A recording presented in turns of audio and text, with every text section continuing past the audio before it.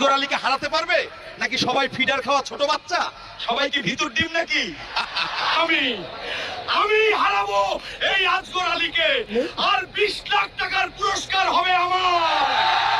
তখনই শুরু হয়ে যায় হিউম্যান হাল্ক আর নীল দানবের মাঝে ভয়ঙ্কর কুস্তি লড়াই।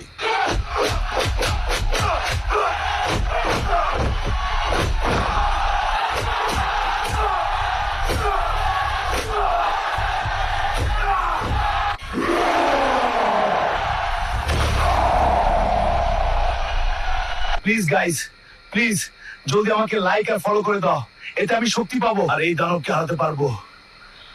Please guys, please.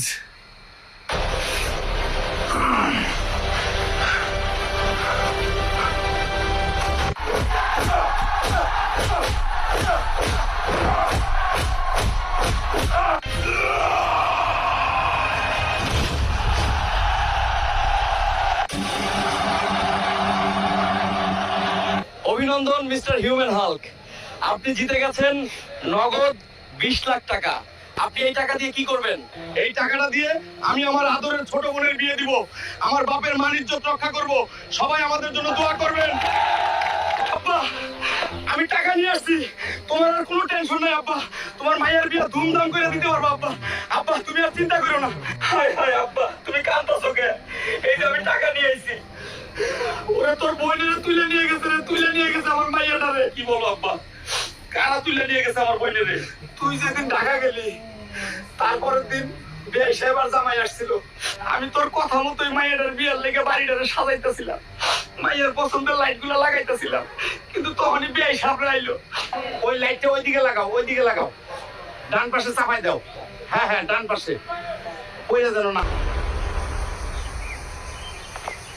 হ্যাঁ হ্যাঁ, লাইট গুলো খুবই সাবধানে লাগাও, ওইটা যেন না যায়। আরে হঠাৎ বিআই সাহেব যে, আসেন আসেন, এত দেখছি বিশাল বড় সারপ্রাইজ দিলেন।